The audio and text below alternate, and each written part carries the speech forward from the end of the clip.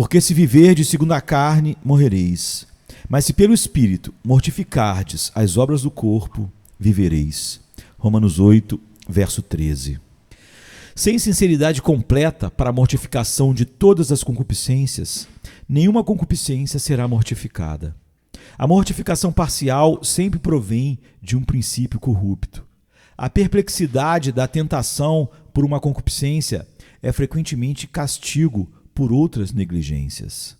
O segundo princípio que proporei com tal finalidade é que, sem sinceridade e diligência na obediência completa, não se obtém a mortificação de concupiscência alguma que o perturbe.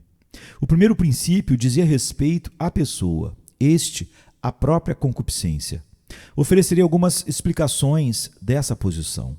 O indivíduo encontra uma concupiscência que o leva à condição descrita acima. Ela é poderosa, forte, conflitante, leva-o cativo, perturba, inquieta, tira-lhe a paz. Ele não consegue suportá-la, por isso volta-se contra ela. Geme sob o seu peso, suspira para ser liberto. Ao mesmo tempo, talvez em outros deveres, tais como a comunhão constante com Deus, a leitura e meditação na palavra, a oração e em outras atividades que não têm a ver com aquela concupiscência que o perturba, ele é frouxo e negligente. Que esse indivíduo não imagine que chegará um dia a mortificação da concupiscência que o deixa perplexo. Essa é uma condição que quase sempre atinge o ser humano em sua peregrinação. Os israelitas, convictos de seus pecados, se aproximaram de Deus com muita diligência e sinceridade, com jejum e oração, como está em Isaías 58. Muitas expressões são usadas para designar a seriedade deles nessa obra. Pois dia a dia me procuraram, parecem desejosos de conhecer os meus caminhos, parecem desejosos de que Deus se aproxime deles. Verso 2. Mas Deus rejeita tudo isso. O jejum deles é um remédio que não lhes trará a cura. E a explicação é oferecida nos versículos de 5 a 7. Porque se dedicavam exclusivamente a esse dever, cumprindo-o com diligência, mas em outros eram negligentes e descuidados. Aquele que tem, segundo a expressão bíblica, uma ferida aberta que surge de mau hábito físico produzido pela intemperança e por uma dieta errônea, por mais que se aplique com diligência e perícia a cura de sua ferida, se deixar seus hábitos físicos gerais ao descontrole, seu esforço e desempenho serão vãos. Inúteis também serão as tentativas de quem procurar estancar a hemorragia do pecado e a imundície na alma, se não for igualmente cuidadoso em relação ao seu temperamento e à sua constituição espiritual. Pois, esse tipo de esforço em favor da mortificação procede de um princípio, fundamento ou alicerce corrupto. Sendo assim, nunca produzirá uma boa solução. Insistiremos adiante nos princípios verdadeiros e aceitáveis para a mortificação do pecado. O ódio ao pecado, não só por ser irritante e inquietante, e o senso do amor de Cristo são a base de toda mortificação espiritual verdadeira. É certo que a mortificação de que falo neste parágrafo procede do amor próprio. Você se aplica com toda diligência e sinceridade a mortificar determinada concupiscência ou pecado. Qual é a razão? Isso perturba você, tira sua paz, enche-lhe o coração de tristeza, aflição e medo. Você não tem descanso por causa disso. Sim, amigo, mas tem negligenciado suas orações ou a leitura da palavra, tem sido negligente ao cultuar a Deus com o seu povo e descuidado no modo de vida em outros assuntos totalmente diferentes da concupiscência que te incomoda. Estes não são pecados e males menores do que aqueles que o deixam gemendo. Jesus Cristo sangrou por causa deles também. Então, por que não resiste a eles? Se odiasse o pecado e todos os caminhos da iniquidade, seria mais vigilante contra tudo quanto entristece e inquieta o Espírito de Deus do que em relação ao que entristece e inquieta apenas a tua alma.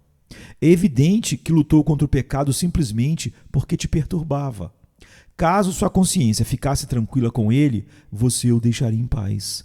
Caso o pecado não o inquietasse, você não se inquietaria com ele. Você pode imaginar Deus concordando com semelhantes esforços hipócritas e seu espírito deixando de dar testemunho da traição e da falsidade que tem no espírito? Acha que ele o aliviará daquilo que o deixa perplexo para o deixar livre para fazer outras coisas que igualmente o entristecem? Não, diz Deus. Aqui está alguém que, se pudesse ficar livre dessa concupiscência, não entraria mais em contato comigo. Que ele lute com isso, senão estará totalmente mergulhado mais ainda no pecado. Que ninguém pense que fará a própria obra sem fazer a obra de Deus. Interessa ao ser humano ficar livre da perplexidade do momento, mas a obra de Deus consiste na obediência completa, no deleite nele, no prazer nele. Portanto, diz o apóstolo, purifiquemo-nos de tudo o que contamina o corpo e o espírito, aperfeiçoando a santidade no temor do Senhor. 2 Coríntios 7, verso 1. Se for para fazer algo, que façamos por completo. É aceitável, portanto, não a oposição intensiva a essa ou aquela concupiscência, mas a total humilhação de espírito e a disposição do coração para cumprir todos os deveres do nosso chamado. 2. Como sabe se Deus não permitiu que a concupiscência que o deixou perplexo obtivesse força e poder para castigá-lo por outras negligências suas e pela fraqueza comum em seu viver diante dele? Ou pelo menos para despertá-lo a fim de que pense em como está vivendo e que faça uma obra eficiente de mudança em sua vida com Deus. A fúria e o predomínio de determinada concupiscência são quase sempre fruto e consequência de uma vida descuidada e negligente em geral, e isso por duas razões. A. É seu efeito natural, se assim posso me expressar. A concupiscência, segundo demonstrei detalhadamente, se acha no coração de todas as pessoas, até no das melhores, enquanto viverem.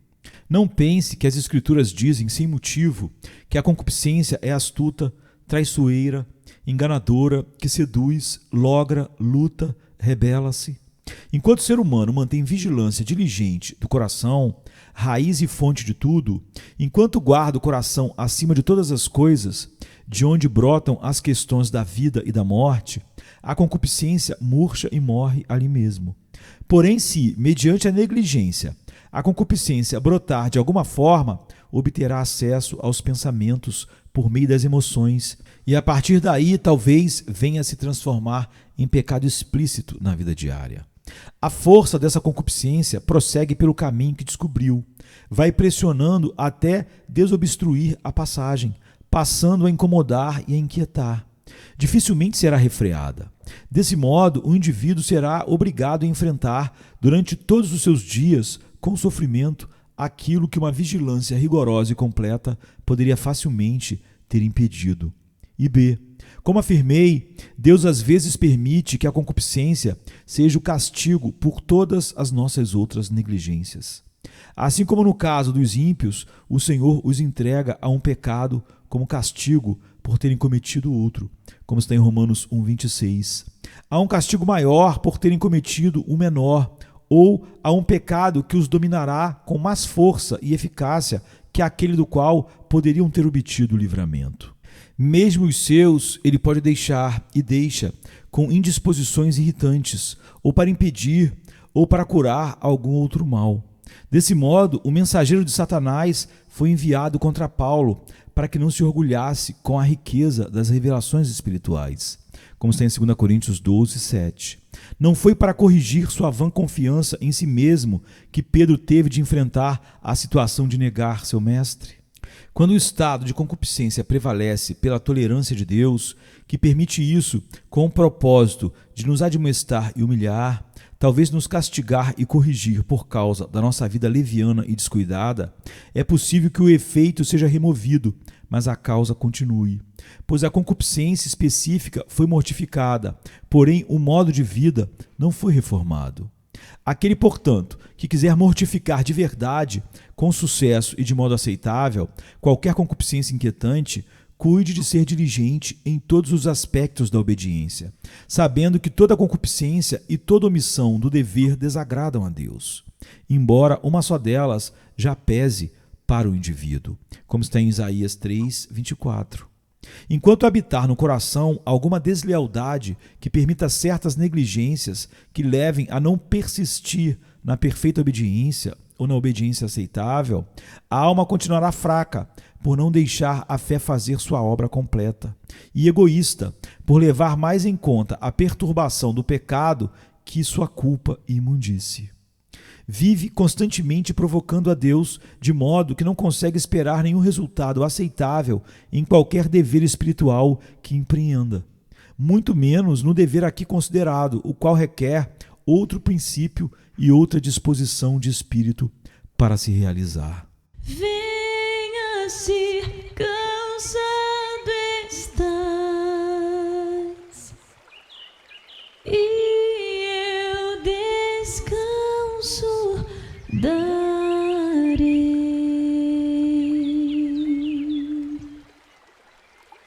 Tu descansarás.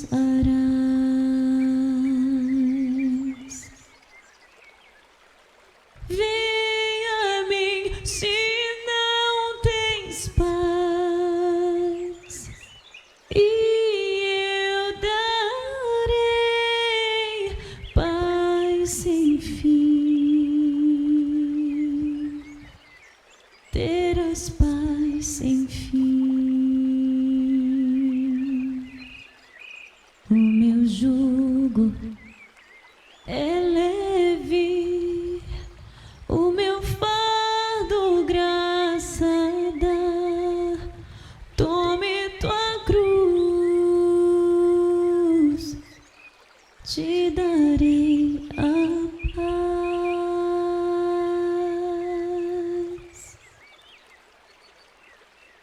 Venha o aflito e lhe darei paz, minha paz darei.